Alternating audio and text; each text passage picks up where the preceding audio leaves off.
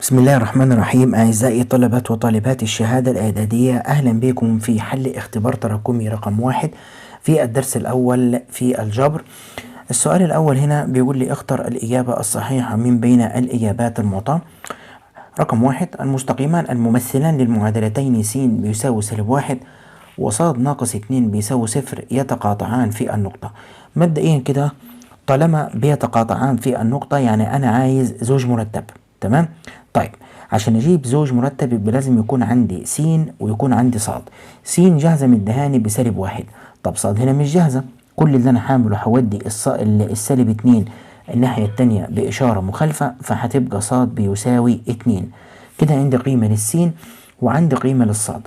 قيمة السين ب1 وقيمة الصاد ب2، يبقى الزوج المرتب -1 و2. ولو عكست طبعا خطأ، هختار -1 و2، هيبقى الاختيار رقم ألف -1 و2. رقم 2: المستقيمان س ناقص 1 يساوي 0 وس زائد صاد يساوي 5 يكونان متوازيان ولا منطبقين ولا متقاطعين وغير متعامدين ولا متعامدين. طيب مبدئيا كده أنا عندي لو أنا وديت السالب، يعني أنا دلوقتي عندي س ناقص، أنا كده شغال في الفقرة رقم 2، عندي هنا س ناقص 1 بيساوي 0. عشان أجيب السين أودي -1 الناحية التانية في إشارة مخالفة، فهتبقى السين بيساوي 1. بعد كده أنا عندي هنا س زائد صاد يساوي 5. ما تنساش إن أنا عندي السين ب1، يبقى أشيل السين وأحط 1 زائد الصاد بيساوي 5. 1 زائد كام يديني 5؟ طبعا 1 زائد 4. معرفتش أقول 5 ناقص 1 يديني 4. تمام؟ طيب يبقى أنا كده عندي السين ب1 وعندي الصاد ب4. لو جيت مثلت السين ب1 باجي كده على محور السينات وأجي كده بمستقيم عند الواحد كده أهو، هيبقى شكله كده أده أهو. ده كده المستقيم اللي بيمثل السين بيساوي 1، وده طبعا بيوازي محور الصادات. واجي على محور الصادات هنا امد مستقيم عند ال4 كده ادي اهو، ادي اهو، ادي المستقيم. فطبعا المستقيم هنا في الحالة دي هيبقى عمودي على المستقيم ده، يبقى المستقيمان دول اللي انا رسمتهم في الحالة دي هيبقى مستقيمان متعامدان، يبقى اختار الاختيار رقم د. رقم 3 بيقول لي اذا كان ذي المعادلتين س زائد 3 ص يساوي 6 و2 س زائد م ص يساوي 12 عدد لا نهائي من الحلول في ح فإن م. لاحظ معايا هنا الحد المطلق اللي هو 6 ده أصبح 12، يبقى الستة ضربها في كام عشان يبقى 12؟ ضربها في 2، يبقى الستة دي في 2. والتلاتة هنا ضربها في 2، 3 في 2 ب6، يبقى الميم هتبقى 6. اختار الاختيار رقم د. ليه؟ احنا عرفنا ان الستة اتضربت في 2. شايف انت المعامل بتاع السين 1، 1 هنا اصبح 2، يعني معنى كده ان المعامل السين اتضرب في 2 والحد المطلق اتضرب في 2، يبقى التلاتة هتتضرب في 2، ف3 في الاتنين ب6، هيبقى الاختيار رقم د. الفقرة رقم 4: مجموعة حل المعادلتين س ناقص 2 ص يساوي 1 و3 س زائد ص يساوي 10 في ح. طيب الفقرة دي ليها طريقتين. الطريقة الأولى في إن أنا أحل المعادلتين وأجيب السين وأجيب الصاد ويبقى هي دي مجموعة الحل، لا إما أعوض وأجرب في الاختيارات دي. تعال نجرب كده إنه نشيل السين ونحط 5 ونشيل الصاد ونحط 2 هنا وهنا. طب لما أشيل السين ونحط 5 هتبقى 5 ناقص 2 مضروبة في الصاد اللي هي ب2. طب 5 ناقص 2 يديني كام؟ يديني 3. هل دي 3؟ يبقى دي أصلا مرفوضة من البداية. طبعا الزوج المرتب مرفوض لسبب، لأنه عايز مجموعة الحل، يبقى لازم قوس مجموعة وزوج. يبقى أنا قدامي حل من الحلين، لا إما 3 و1 لا إما 4 و2. تعالى كده نجرب مع بعض التلاتة والواحد. هشيل هنا السين وحط 3 واشيل الصاد وحط 1. لما اشيل السين وحط 3 هتبقى 3 ناقص 2 مضروبة في الصاد اللي هو ب1. تعال نشوف دي الدنيا كام. طبعا ادي 3 ناقص 2 في الواحد ب2، و3 ناقص 2 يديني 1. تمام؟ لما شلت السين وحطيت 3 وشلت الصاد وحطيت 1 ادتني فعلا 1. طب تعالى اللي انا عملته هنا هعمله هنا. هشيل السين واحط 3 فهتبقى 3 مضروبة في ال3 زائد هشيل الصاد واحط 1 يساوي 3 في ال3 ب9، 9 زائد 1 يديني 10.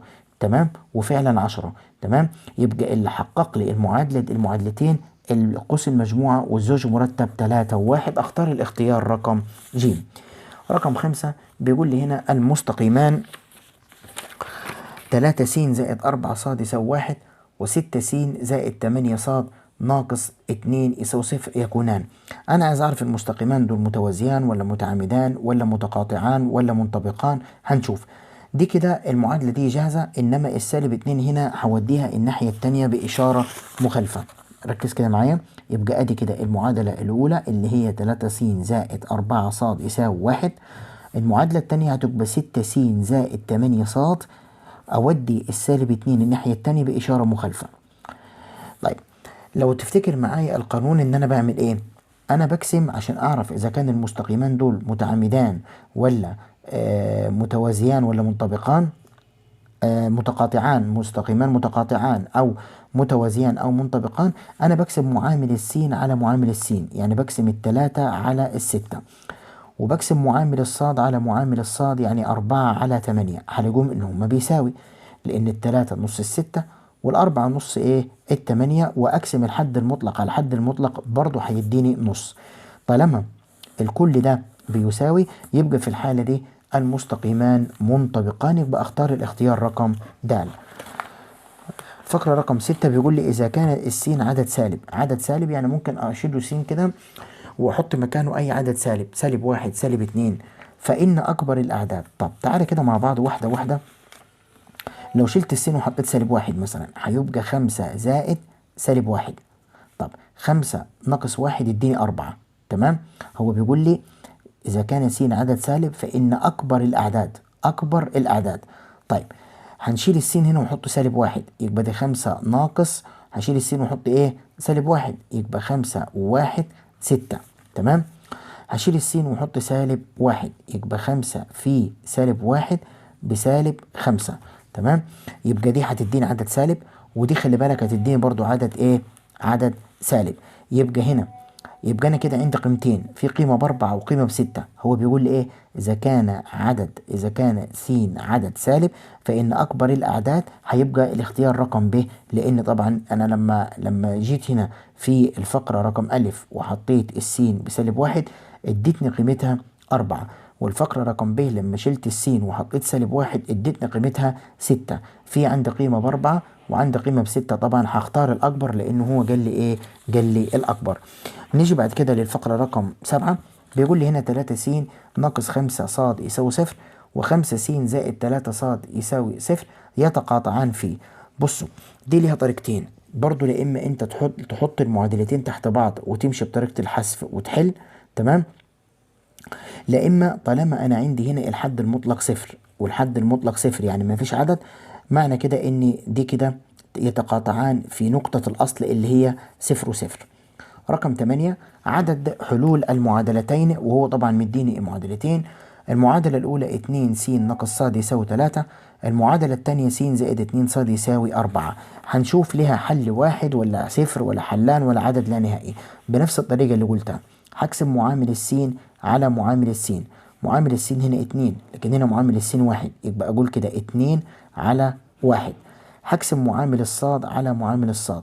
معامل الصاد هنا سالب 1 على معامل الصاد هنا 2. خد بالك الاتنين على 1 لا تساوي السالب 1 على 2، برضو لا تساوي التلات على 4. لما اجي اقسم الحد المطلق على الحد المطلق برضو هلاقيها لا تساوي. تمام، تفرق ايه هنا يا مستر؟ هنا لما جيت قسمت معامل السين على معامل السين ومعامل الصاد على معامل الصاد والحد المطلق على الحد المطلق، لقيتهم انه كلهم بيساووا بعض، فقلت ان المستقيمان منطبقان وعدد الحلول لا نهائي. انما طالما قسمت معامل السين على معامل السين ومعامل الصاد على معامل الصاد والحد المطلق على الحد المطلق ولقيت لا يساوي، يبقى المستقيمان متقاطعان. المستقيمان متقاطعان. طب وطالما المستقيمان متقاطعان يبقى عدد الحلول حل واحد، يبقى اختار حل واحد بس اللي هو الاختيار رقم أ. أجي بعد كده السؤال الثاني هنا بيقول لي إذا كان الزوج مرتب سالب 3 و1 حلا للمعادلتين، دي المعادلة الأولى ودي المعادلة الثانية، عايز مني اوجد قيمتي أ وب. أنا هقول كده أول حاجة أنا عندي هنا إن السالب 3 والواحد ده حلا للمعادلة الأولى اللي هو أ س زائد ب ص يساوي 5. الكلام ده معناه إيه؟ معناه إن أنا هشيل السين وأحط سالب 3 وأشيل الصاد وأحط 1. طيب أدي أ مضروبة في السين هشيلها وأحط سالب 3 زائد ب في هشيل الصاد وأحط 1 والكلام ده بيساوي 5. طبعا هنا 1 في سالب 3 بسالب 3 أ زائد ب في 1 بواحد ب يساوي 5، وأدي المعادلة دي رقم 1. الزوج المرتب ده زي ما هو حل للمعادلة الأولى هو نفسه برضو حل للمعادلة الثانية اللي هي 3 أ س زائد ب ص ناقص، أو ممكن أودي السالب 17 الناحية التانية بموجب 17، فهتبقى بيساوي 17. هشيل السين وأحط سالب 3 وأشيل الصاد وأحط 1، يبقى أقول له كده 3 في أ في هشيل السين وأحط سالب 3 يبقى سالب 3 زائد ب مضروبة في الصاد يبقى ب في 1، الكلام ده بيساوي 17. دي طبعا ضرب موجب في سالب بسالب، 3 في التلاتة ب9، 9 في الألف ب9 أ زائد ب في 1 بواحد ب، الكلام ده بيساوي 17، وأدي العلاقة دي رقم 2. طيب لاحظ معايا كده في المعادلة الأولى هنا والمعادلة الثانية، طبعا هنا المعادلة دي فيها موجب ب ودي موجب ب، أنا عايزها سالب ب. تمام، لا إما أضرب هنا في سالب 1 لا إما أضرب هنا في سالب 1، فأنا هضرب دي كده في سالب إيه 1 وأحطها تحت المعادلة دي. طبعا لما أضرب في سالب 1 سالب 1 في سالب 3 سالب في سالب بموجب، وواحد في التلاتة ب3 أ وسالب في موجب بسالب، وواحد في 1 بواحد ب يساوي سالب 1 في 5 بسالب 5. دول كده أقدر أقول عليهم باليمن. تمام، أنا عندي هنا سالب 3 سالب 9 وموجب 3 عددان، عدد بالسالب وعدد بالموجب، بطرح واخد إشارة الكبير. الكبير التسعة إشارته سالب، و9 ناقص 3 يساوي 6 أ يساوي 17 ناقص 5. 17 ناقص 5 يديني 12. هنا الألف قدامها سالب 6 يبقى بالقسمة على سالب 6، سالب 6 على سالب 6 فيها الألف يعني راحوا مع بعض وفيها ألف، و12 على سالب 6 فيها سالب 2. أنا كده جبت قيمة الألف. عشان أجيب قيمة الب هعوض، هقول له كده بالتعويض في 1 أو في 2 في أي حاجة. هعوض في المعادلة الأولى اللي هي سالب 3 أ زائد الب يساوي 5. أنا قلت هشيل الألف وأحط سالب 2، يعني معنى كده أدي سالب 3 مضروبة في سالب 2 زائد الب يساوي 5. سالب في سالب بموجب، 3 في الاتنين ب6 زائد الب يساوي 5. قيمة الب بواحد، ليه؟ آسف، قيمة الب بسالب 1 لأن هقول 5 ناقص 6، 5 ناقص 6 بيساوي سالب 1. يبقى أنا جبت قيمة الب بسالب 1 وجبت قيمة الألف بسالب 2، يبقى دي قيمة الألف بسالب 2 وقيمة الب بسالب 1، يبقى الألف بسالب 2 دي الألف والب بسالب 1. تمام. طيب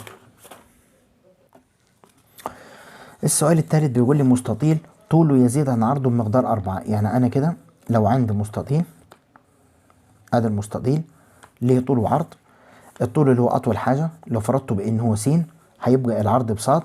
كلمة يزيد يعني ناقص، دي المعادلة الأولى.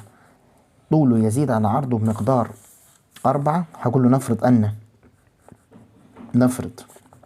أن الطول هو س والعرض هو ص، هيبقى المعادلة الأولى س ناقص ص يساوي 4، وأدي المعادلة دي رقم 1. محيط المستطيل ب28، محيط المستطيل بيساوي 28. أنا عارف إن محيط المستطيل الطول زائد العرض في 2، الطول اللي هو س زائد العرض اللي هو ص في 2، الكلام ده كله بيساوي 28. انا عايز س زائد ص بس، يبقى اقول له كده س زائد ص، اقسم ال 28 على الاتنين فيها 14 وادي المعادله دي رقم 2. المعادله رقم 1 فيها سالب ص وهنا موجب ص، اقدر اقول كده بجمع 1 و2، بجمع 1 و2 السالب ص تروح مع الموجب ص، كده عندي س وس، انا شغال هنا اهو المعادله دي والمعادله دي، 1 س و1 س يبقى 2 س، 4 زائد 14 يديني 18. السين مش وحدها، ده السين قدامها 2 يبقى بالقسم على 2، 2 على 2 يبقى فيها س، 18 على 2 فيها 9. تمام، جبت قيمة السين. كده عايز أجيب قيمة الصاد بالتعويض في 1. عايز تعوض في 1 صح؟ عايز تعوض في 2 صح؟ طب ايه رأيك تعال نعوض في 2 الدور ده. 2 اللي هي س زائد ص يساوي 14. هشيل السين واحط 9 زائد ص يساوي 14. تمام، يبقى اقول له كده الصاد يساوي 14 واودي التسعه الناحيه الثانيه باشاره مخالفه، 14 ناقص 9 يديني 5. كده جبت قيمه الصاد دي، كده الصاد يبقى السين ب9 والصاد ب5. طيب انت عايز مساحه المستطيل، يبقى اقول له كده مساحه المستطيل بيساوي الطول في العرض، الطول ب9 في العرض ب5، يبقى ب45 سنتيمتر مربع. وبكده وصلنا لنهاية الاختبار الأول. أشوفكم على خير وإلى لقاء آخر إن شاء الله.